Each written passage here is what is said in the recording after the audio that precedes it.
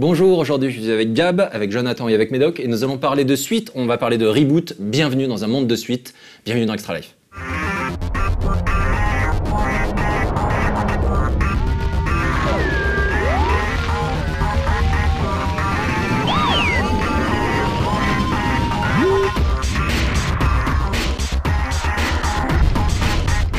Ok, donc c'est pas compliqué. Cette année, on a eu quasiment que des suites. Tous, là, ici sur ce plateau, on a fait une critique au moins d'une suite. Et quand on réfléchit un tout petit peu sur les IP, donc les nouvelles licences sorties cette année, il y a quoi? On a eu Dishonored, Sleeping Dogs, et encore Sleeping Dogs. Bon, c'était une suite voilà, à la base, c'était une suite. Et quoi d'autre? Ensuite, Bah, évidemment... Altminds. Ouais. Ensuite, il y a toute la scène indé, heureusement, donc qui fournit quand même son quota de nouveautés. Mais sur les gros, les blockbusters, les AAA, donc c'est les jeux sortis par les éditeurs, par les gros éditeurs, avec beaucoup d'argent en termes de marketing, en termes de prod, etc. On a eu quasiment que des suites. Et donc, le plus gros jeu de l'année, de toute manière, c'était quoi? C'était le nouveau FIFA, en termes de vente, on parle, le nouveau Call of Duty, c'est avec le nouveau Assassin's 3. Et voilà, et ensuite on a eu quoi? On a eu Darksiders 2, on a eu Borderlands 2, on a eu Hitman Absolution, donc qui va arriver bientôt. On a que des suites. Et ça, et Halo 4 également. Donc alors déjà, la grande question, c'est pourquoi?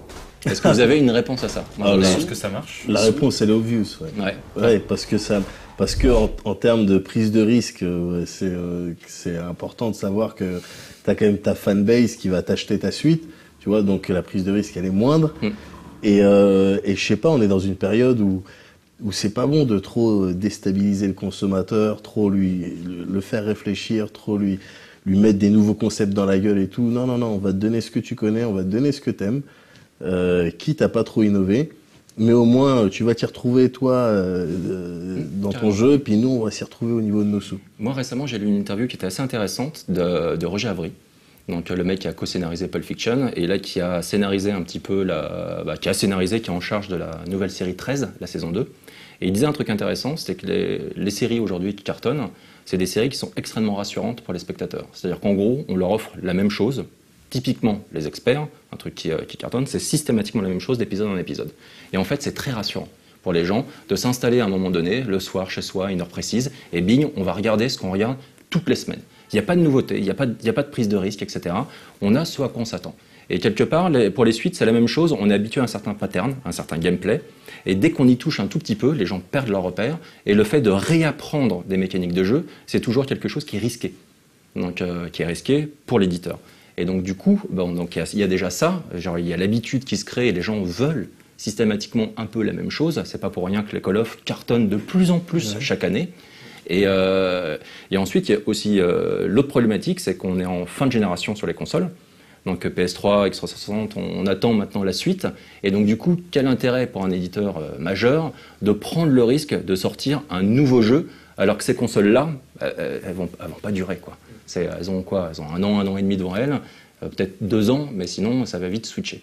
Donc ça, c'était le patron d'Electronic Arts qui expliquait ça. C'est ouais, on nous critique, on sort que des suites. Mais d'un autre côté, on ne peut pas prendre le risque aujourd'hui de sortir genre une nouvelle IP. Et en plus, on l'a vu les 2-3 dernières années avec Sega et Platinum Games qui proposaient, c'était des concepts qu'on connaissait, c'était du beat'em all, c'était du TPS, on connaissait tout ça et pourtant ils avaient fait une grosse campagne marketing, ça donnait vraiment envie, les jeux étaient vraiment bien, Bayonetta et Vanquish. Ils se sont vautrés, quoi. Donc les gens, même si c'est dans des concepts qu'ils connaissent, c'est une nouvelle marque, ils ont peur d'y aller, quoi. Ils préfèrent rester dans le côté rassurant de je me prends toujours mon Call of ou mon Gears of War. Et typique, donc par exemple sur un salon comme le dernier Paris Games Week, donc quelles étaient les files d'attente les plus monstrueuses, qui ont d'ailleurs, il y a eu des problématiques énormes. Call of et Assassin's 3, il y avait aussi beaucoup de personnes pour la Wii U, donc c'est bien. Des fois c'est rassurant de voir que les gens, ils sont quand même un petit peu, ils veulent un petit peu de nouveauté, parce que je veux dire, on est dans une industrie, dans un domaine où il faut quand même sans cesse proposer de l'innovation, tout ça. Donc c'est vrai que c'est un petit peu rassurant quand il y a une nouvelle console qui sort, de constater un certain enthousiasme. Mais sinon, effectivement, les plus grosses files d'attente, c'était Call of.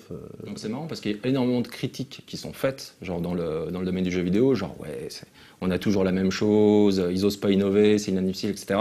Mais là, le gros problème à la base, c'est le public. donc qui souhaitent quand même ça. Et donc à partir du moment où c'est rigolo du coup parce qu'on a des réactions qui sont assez étranges, d'où genre cet Extra Life où on va aborder un petit peu la difficulté de créer une suite genre qui soit qui touche son public, mais également de rebooter parfois certaines séries. C'est qu'il faut satisfaire genre plein de choses complètement différentes. Alors déjà, on a le concept innovation versus fidélité. Donc, alors, est-ce que vous pouvez parler, par exemple, sur Assassin 3, en quoi tu considères que le jeu innove, reste fidèle? Qu'est-ce qu'il apporte par rapport au jeu précédent? Au niveau de la fidélité, déjà cet assassin il s'inscrit dans la série. Enfin, c'est l'histoire de Desmond, l'histoire des Templiers contre tout ça. Donc, t'as une base, le background scénaristique, certains personnages qui reviennent. Donc, tu sais que t'es dans cette série. Et puis ensuite, les délires ça s'appelle Assassin's Creed, hein, t'es censé assassiner, tu vois. Et puis même, ils te remettent des petits éléments des petites mécaniques de gameplay, les plumes à aller chercher, la multitude de points d'intérêt, d'activités à faire, la dimension open world, tout ça, c'est quelque chose qu'on connaît. Et après, en termes d'innovation, en l'occurrence, pour le 3, c'est, ce que je vois, moi, principalement, c'est la bataille navale. Voilà. Mais fallait qu'ils se pointent avec quelque chose de nouveau, tu vois. Et d'ailleurs, c'est ce qu'ils ont fait, pratiquement à chaque épisode, hein, même dans le 2, le Brotherhood et Revelation, ils se pointaient tout le temps avec un petit truc, soit le côté RTS, tu sais, où tu devais gérer, empêcher les gens d'arriver à ta base, tout ça, soit le multi, quand il s'est pointé avec Brotherhood, enfin je veux dire, Assassin's Creed, la première fois où on a joué à Assassin's Creed sur PS3, tout ça, à aucun moment tu pouvais imaginer un multi, en tout cas comme ils l'ont présenté, tu vois, ça s'imagine pas un multi comme ça, donc ils se pointent avec cette nouveauté, ça c'était pour moi une grosse innovation. Et puis voilà, donc à chaque fois, ils ont essayé, pour le coup, de se pointer avec des nouvelles mécaniques, un gameplay à chaque fois un petit peu plus frais, et ils ont plutôt bien réussi, ouais.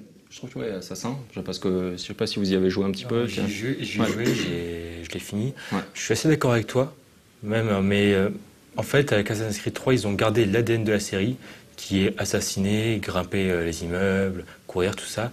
Ils ont rajouté aussi pas mal de choses, notamment au niveau de la chasse. Ouais, bien sûr. La chasse, la dimension, je crois que la zone s'appelle la frontière. Ouais. Cette gigantesque contrée, c'est que des forêts, et il y a beaucoup de scènes qui s'y passent. Okay. Mais à part ça, ça reste un Assassin's Creed classique. Même s'il y a aussi des petites idées, et là pour le coup c'est plus du bon sens que autre chose, le fast travel, le voyage rapide, enfin, tu vois, merci. Clairement, chez Ubi, moi je trouve que c'est une licence qui se tient. Donc tu sens que les mecs quand même ont bien bossé leur série, qu'il y a énormément de gens qui travaillent dessus, et systématiquement, ils arrivent à conserver quand même ce qui fait l'essence du jeu, tout en apportant des petites features comme tu le disais. Par contre, ils réussissent moins dans d'autres domaines, sur d'autres sagas, donc en particulier Far Cry, donc qui est parti un peu dans tous les sens. Donc on a commencé sur une île avec un type avec une chemise hawaïenne. Ensuite on partait, c'était plus une jungle avec beaucoup de déplacements, etc. C'était la savane et tout ça, mais avant aussi il y a eu quelques spin-offs aussi un peu bizarres qui sont sortis. À cause, je pense, du changement de développeur. Ouais. À la base c'était Crytek. Autre problématique, le changement de développeur. Et là, on va pouvoir parler peut-être un tout petit peu d'Halo 4. Donc c'est vrai qu'il y a aussi cette peur très souvent c'est clair, genre Halo 4, Bungie, ça faisait combien de temps qu'ils bossaient dessus? Ça faisait quasiment 10 ans qu'ils faisaient du Halo. Donc au bout d'un moment, les mecs, ils ont envie de passer à autre chose. C'est une évidence, c'est logique. Déjà, ils avaient fait 3 Halo, donc avec un personnage, le Master Chief. Donc ils ont laissé tomber ce personnage-là parce que je pense qu'il commençait peut-être à manquer un petit peu d'idées. Et donc ils ont balancé du ODST, du Reach. Et donc en développant encore un peu plus l'univers avec une pseudo-préquelle, etc. Et ensuite, là, sur Halo 4, donc c'est 343 Industries qui fait le jeu. Et là, c'est fou, parce que là, les gens donc, étaient tous là, genre à attendre, genre prêts à détruire le jeu, simplement parce qu'on changeait de développeur. Et c'est un truc qui est complètement naturel. C'est-à-dire, genre sur un film où tu adores le réalisateur, tu te dis, genre, ça change de main, le mec qui va prendre la succession, il va rien comprendre. Et là, c'est différent, parce que dans le jeu vidéo, tu sens quand même que les mecs, ils font des efforts, mais genre massifs, de manière genre à faire en sorte de toujours satisfaire le public core du jeu. Ils sont toujours là. Nintendo pour les Zelda, pour les Mario, etc. C'est un peu la même chose. Ils gardent des mécaniques, ils gardent ces petites signatures qui font que tu es là, genre t'es trop content d'y rejouer et de retomber dans certaines mécaniques. Parfois, ça va à l'encontre de l'innovation, mais c'est ce que tu attends également. Ouais, mais c'est d'ailleurs ce qu'expliquait le lead artiste que j'avais interviewé à la soirée Halo 4, je lui demandais, bah voilà, donc 343 Industries, vous arrivez, comme ça, vous faites un nouveau Halo, vous êtes évidemment attendu. Comment est-ce que vous avez réussi à surmonter à déjà surmonter cette pression, à gérer la pression et à gérer cet équilibre entre attends, c'est un nouvel épisode, on va te proposer des choses nouvelles et attends, ça s'appelle Halo 4, donc il y en a eu plusieurs avant, donc reste dans les Halo, quoi. Et le mec me disait que c'était effectivement le plus gros challenge dans le processus de développement, c'était le plus gros challenge, c'est-à-dire conserver les trucs qui faisaient vibrer la communauté tout en proposant du nouveau, parce que sinon à quoi ça sert de sortir un nouveau jeu? Et bon, d'après lui, il avait bien réussi, et d'après toi... je suis d'accord, parce qu'en fait, ils ont vraiment conservé le gameplay, la particularité du gameplay FPS de Halo, donc avec ce qu'on appelle les combats sandbox, donc où tu n'es plus du tout dans du couloir, comme les Call of et compagnie, et t'as une espèce d'arène de jeu, et plein de possibilités, genre de traverser cette arène. T'as des véhicules, t'as plein de types d'armes, t'es en coop ou t'es en solo, etc. C'est vraiment énorme. Tu vois, on a fait une séquence de jeu en coop, on s'était quand même bien marré. À chaque fois qu'on reprend une partie, c'est parce que tu mourais. Donc on avait la possibilité de recommencer ça un petit peu différemment. Et par contre, ce qu'ils ont apporté, ils ont modifié un petit peu l'histoire, le ton de l'histoire. C'était un peu plus comics, genre un peu plus pulp, on va dire, sur les précédents, alors que là, ils ont vraiment fait un truc plus sérieux. Moi, ça m'a fait penser à James Bond. Ça m'a fait penser en fait au reboot de la série où, ok, on va reprendre le personnage et on va le réaffirmer, on va le faire vraiment badass, on va oublier un petit peu les périodes Brosnan, Roger Moore, etc. Et on va proposer autre chose. Et c'est ce qu'ils ont fait là également. Le Master Chief est impressionnant. Sa relation avec Cortana, elle est touchante et t'as des cinématiques qui tuent. Et t'es là, genre, pour le coup, t'es vraiment dans un film et ça me parle, tu vois. Ils ont utilisé tout le background des bouquins, je crois, pour celui-là. Aussi, ouais. Bon, ça, c'est déjà plus problématique parce que du coup, en effet, sur ce type de jeu univers, mais c'est comme pour Assassin, j'imagine que si tu commences Assassin 3 sans avoir fait tous les précédents, pour piger l'histoire. C'est un petit peu, en tout cas pour Desmond, ouais, effectivement, si t'as pas fait les autres assassins, t'arrives, t'as un mec, mais t'es qui, c'est quoi ton projet? Effectivement, mais après pour Connor, non, tout est expliqué, on te fait même le petit tutoriel, tout ça, donc bien, mais alors en gros, ce que t'es en train de dire, c'est qu'il faut, est-ce que le reboot, faire un reboot, ça permet pas justement d'atténuer cet agacement qu'on pourrait avoir quand on voit une suite? Quand tu fais un reboot, c'est encore pire qu'une suite. Genre, pour le coup, en fait, sur DMC Devil May Cry, par exemple, les développeurs ont simplement, donc là pour le coup, c'était plus les mêmes développeurs, on a aussi cette problématique-là, la Capcom a confié la licence à un studio étranger, un studio anglais en l'occurrence, avec cette volonté, genre ok, on va essayer d'élargir notre public et de s'adresser au public occidental. Donc là c'est la problématique qui est propre à tous les studios japonais, qui veulent toucher d'autres gens. Et donc ils savent pas toujours très bien comment le faire. Parfois. Pratiquement jamais. Et donc du coup le plus simple c'est quand même de donner le jeu, la licence à un studio qui est étranger. Et là pour DMC ils ont simplement changé le look du personnage. Alors moi, je sais pas, est-ce que vous étiez parmi les... Toi, je crois oui. Moi, j'étais parmi les gens qui ont gueulé parce que franchement, sur les premiers visuels, Dante, et encore aujourd'hui, je trouve vraiment moche. Parce qu'il n'a plus les cheveux blancs? Non, c'est général, il y a aussi son allure. Il avait un style de sac à douche, avec sa mèche de sale gosse et compagnie. Il avait une mèche qui faisait style émo, un peu comme ça. J'ai joué un petit peu au jeu. Ils l'ont changé, ils l'ont légèrement modifié, ils ont viré sa mèche. Un petit coup de ciseau. Un petit coup de ciseau. En action, ça marche bien. Mais ensuite, tu vois, il y avait tout le discours du développeur qui est intéressant, c'est-à-dire en gros, nous, on voulait casser le personnage. On voulait proposer autre chose et on voulait faire en sorte que ce nouveau Dante soit un sale gosse. C'est ce qu'il est. C'est un sale gosse. Il était déjà un sale gosse dans les... mais là, c'est plus moderne. Parce que du coup, il était... C'était le sale gosse des années 90 qui se l'a pété. Là, c'est le sale gosse, le sale petit con. Là, c'est le petit con, t'as envie de lui foutre des claques. Et donc, du coup, qui se raccroche, qui redécouvre son passé, qui va commencer à se reconfronter à des souvenirs, etc. Mais au départ, c'est juste un petit con complètement isolé et qui fout la merde et qui se bat contre les démons, etc. Mais il est dans son coin, tu vois, il fait ses trucs, etc. Il est à la cool, dans son van, etc. Et moi, je trouve ça intéressant. Donc, ce concept de reboot, quand ça respecte le gameplay. Qu'on change, tu vois, c'est comme pour Halo 4, qu'on change un petit peu l'orientation du scénario, je dis ouais, pourquoi pas, si c'est quelque part c'est cohérent et que ça apporte quelque chose de neuf. Mais par contre, le gameplay, il faut pas soudainement que c'est un FPS, ça devient RTS, c'est n'importe quoi. Tu vois, il faut respecter au moins ça. Par exemple, sur Assassin, tu peux plus grimper aux immeubles, tu peux pas grimper dans les armes. c'est ridicule, c'est pas possible. Modifier le gameplay dans une certaine mesure, ça peut être très bien. J'ai des exemples en tête. Splinter Cell Conviction, que personnellement j'ai beaucoup aimé, et Spec Ops The Line. À la base, les Spec Ops, c'était une série d'actions tactiques un peu à l'ancienne. Maintenant, c'est devenu un Gears-like, et au final, c'est vraiment un excellent jeu.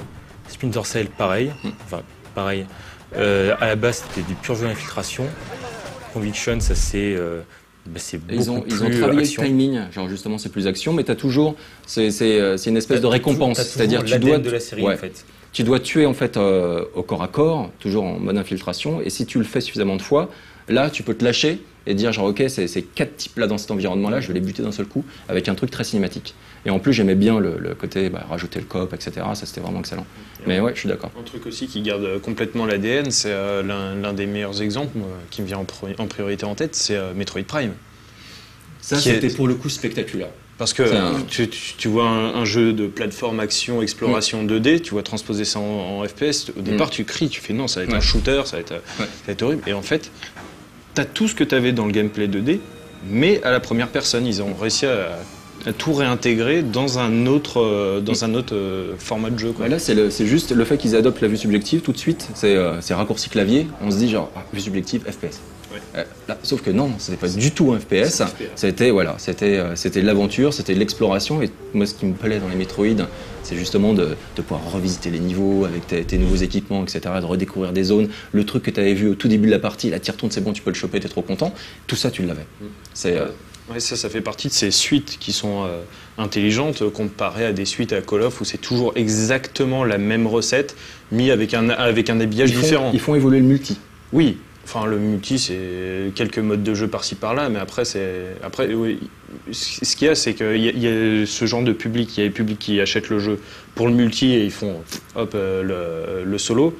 Moi, je fais partie de ceux qui préfèrent en priorité d'abord le solo et ensuite m'amuser sur le multi. Là, sur des Call of, c'est toujours le même couloir que tu trafiques. C'est juste qu'ils ont changé les papiers peints. Après, ils n'ont pas nécessairement besoin de faire évoluer ça. C'est-à-dire qu'en fait, leur recette est là, elle est carrée. C'est du film interactif. C'est du film interactif, donc si tu le prends comme ça, c'est clair que tu n'as pas d'évolution majeure à faire. Le seul moyen, pour moi, dont ils pourraient faire évoluer leur série, c'est en changeant totalement leur direction, c'est-à-dire en faisant plus du couloir, mais en faisant un jeu plus ouvert, un peu comme Halo 4.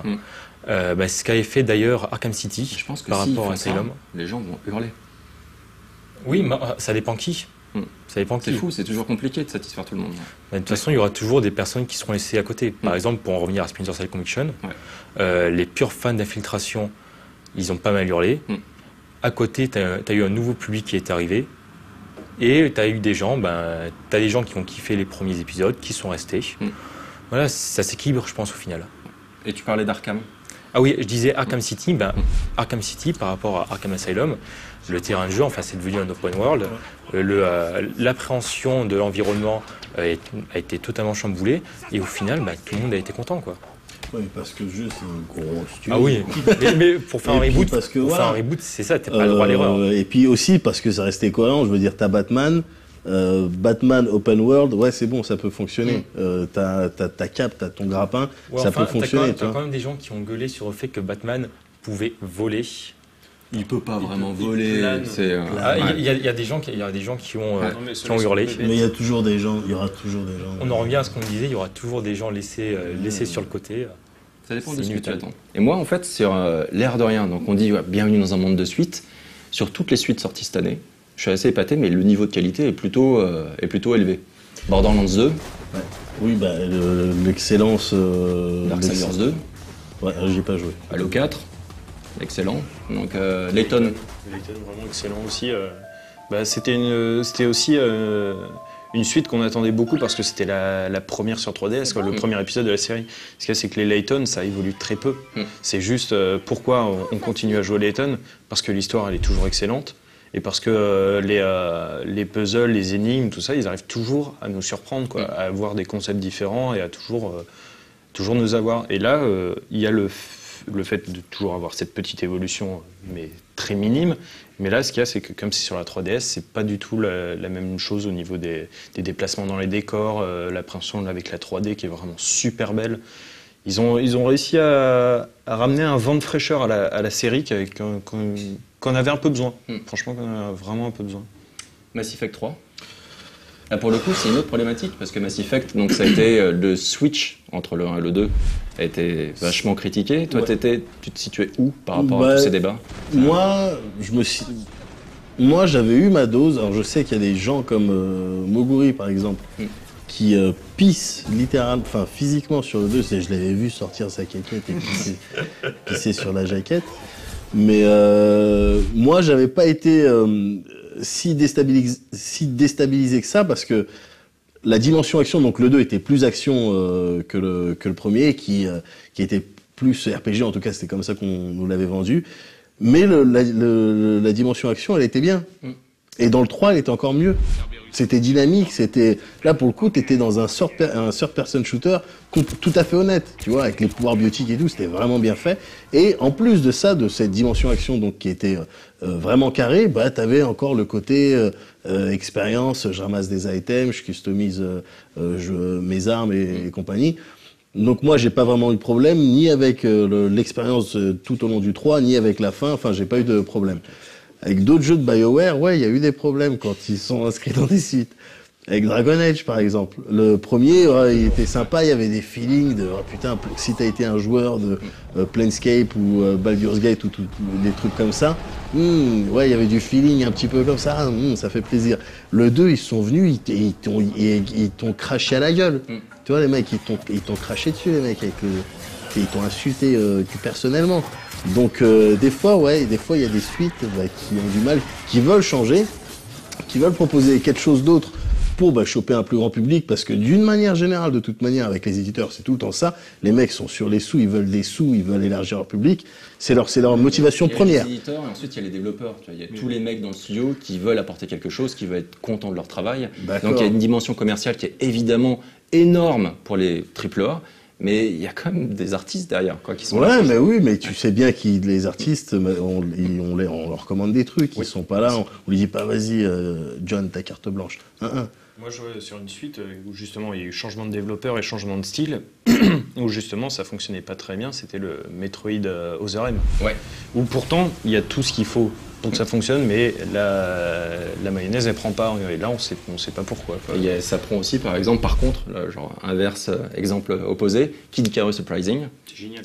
Incroyable, un des meilleurs jeux de l'année. C'est juste les mecs, ça n'a plus rien à voir avec le jeu original, et ils ont vraiment proposé quelque chose d'intéressant.